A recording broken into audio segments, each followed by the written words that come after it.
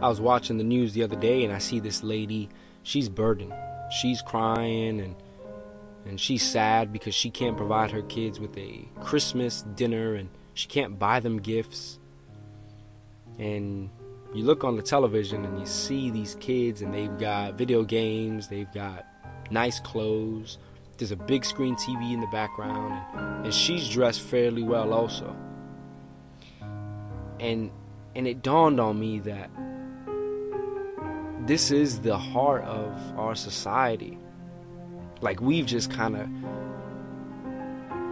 become groomed to an expectation set by corporate executives, showing us how we are to spend our holidays with our families, what things we should be doing with our families, and if we don't have money to buy a gift, or we don't have money to purchase a big meal with turkeys and chicken and all kinds of different food groups, we become burdened and sad, and we want to cry when most of us, in reality, if you're listening, you have a computer, you've got a smartphone, you've got toothpaste, you have running water in your house, you've got a toilet that flushes, and it's amazing the riches that we have, and yet we are so ungrateful. And we're so foolish in our thinking because we've allowed people to mold our thinking.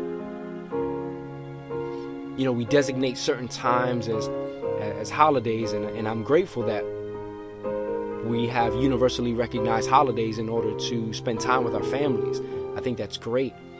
I think it's great that even though December 25th was a time where a pagan god was celebrated, the pagan god is not really thought of too much anymore. The Christians kind of took charge and decided that we're going to worship our God on that day, even though the historical account of Jesus lets us know that Jesus was not born on December 25th. But it's great because we can utilize that day as a day to leverage evangelism for the sake of the gospel and the salvation of people. But I think it's just crazy that we lose sight of ourselves during these holidays. Like, we only give to organizations that need during these holidays. We only spend time with our families during this holiday. We only think about the homeless during these holidays.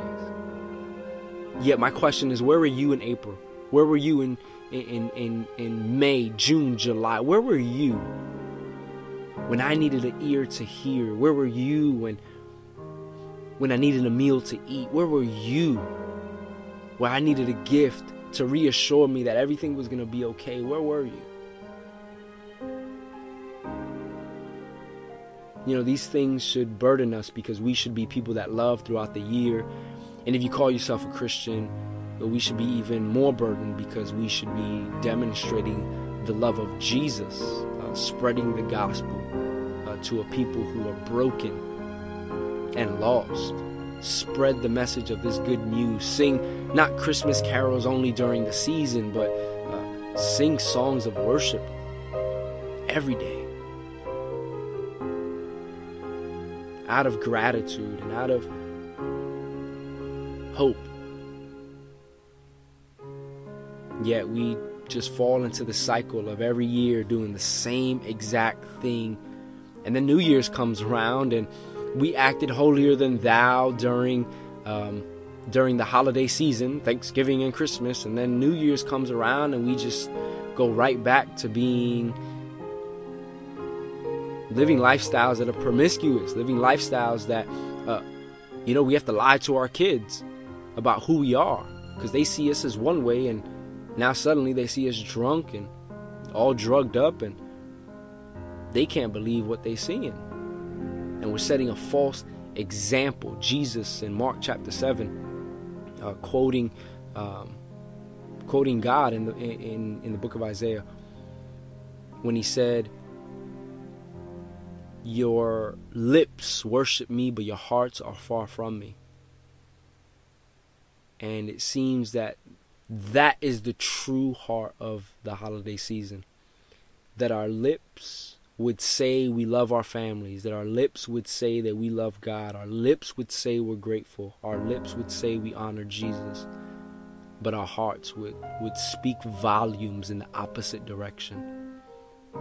And my hope is that we would repent of ourselves and we would just examine why we do the things that we do, and that we would offer ourselves to more generosity, to true love, to true time spent with our children, to not just giving them a gift on Christmas, an electronic gift that they're going to, it's going to be obsolete in about 2 months, but developing a relationship with our children, developing our relationship with our families that is long-lasting, a relationship that really demonstrates the love of Christ, the nature of the gospel, that we would spread that love, that we would spread the message, and be people who are true with ourselves. So I hope, if anything, that whoever hears this, that they would listen. Whoever doesn't agree, that's fine as well, but I challenge each and every one of you to just sit back, really think about this thing, and start the new year on the right foot. Start the new year doing what you thought you were doing during the holiday season, and living that life, that lifestyle, that heart, that you would give that devotion throughout the entire 2013. And I wish grace and peace upon you. Love y'all.